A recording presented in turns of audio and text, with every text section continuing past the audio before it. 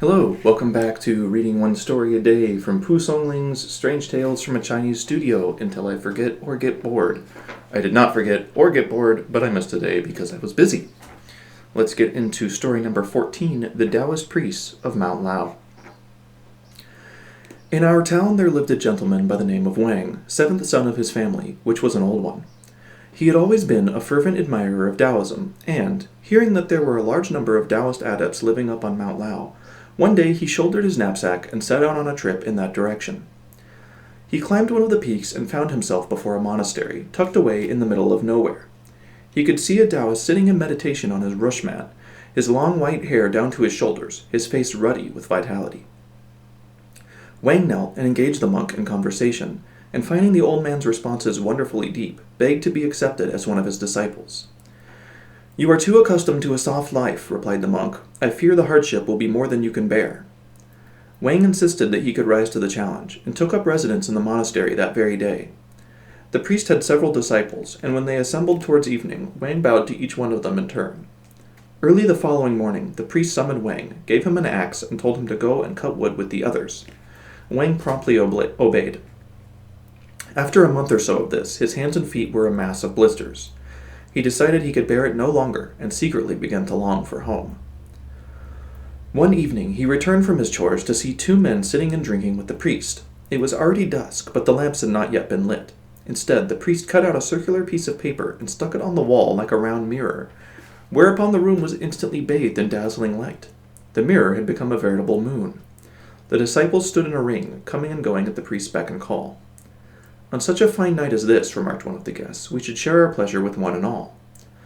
So saying, he took a wine jug from the table and began pouring for all the disciples, bidding them drink their fill and be merry. "How can that one jug possibly provide for all 7 or 8 of us?" thought Wang silently to himself.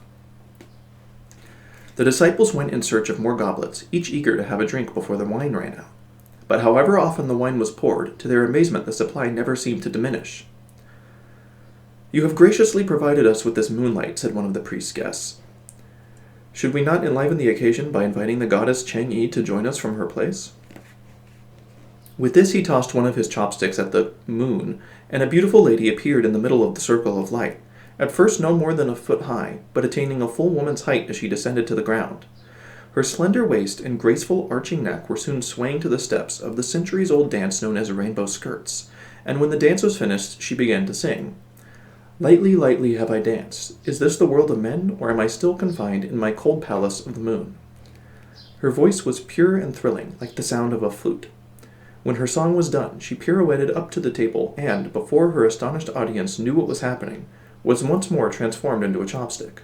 The 3 men at the table laughed heartily. "What a splendid evening this has been," exclaimed one of them, "but I don't think I can drink much more. Will you gentlemen accompany me for a last cup of farewell in the palace of the moon?" The 3 of them rose, walked slowly towards the wall, and entered the moon. The disciples watched them sitting up there drinking, perfectly visible down to the last whisker and eyebrow, as clear as a reflection in a mirror. Presently the moon began to fade, and when the disciples lit candles they beheld their master sitting quite alone at the table. His companions were nowhere to be seen. The sweetmeats were still on the table, the moon no more than a mirror-shaped circle of paper on the wall. "Have you all drunk your fill?" asked the priest of his disciples. "Yes, master," was the reply. "Then early to bed. Tomorrow there will be more wood to chop and grass to cut." The disciples retired obediently for the night.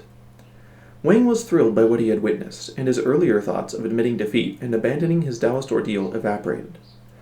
Another month went by, and again the hardship seemed more than he could bear, and still the master had taught him no magical secret. He could wait no longer, and went to take his leave. "I came here from a great distance to sit at your feet, master. Even if I could not learn the art of immortality, I thought at least to acquire some minor accomplishment with which to nourish my spiritual aspirations. But alas, for these 3 months I have done nothing but chop wood all day and return exhausted in the evening to sleep. Hardship such as this I have never known at home."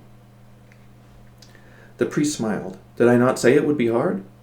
See, you have proved me right. Tomorrow morning I will send you on your way." "Please, master," pleaded Wang, "for all the days I've labored, give me some trifling skill to take away with me, so that I will not go home empty-handed." "What skill do you desire?" asked the priest. "I have noticed that wherever you go, walls are no obstruction to you. Teach me to walk through walls, master. That will be enough." The priest smiled. Very well.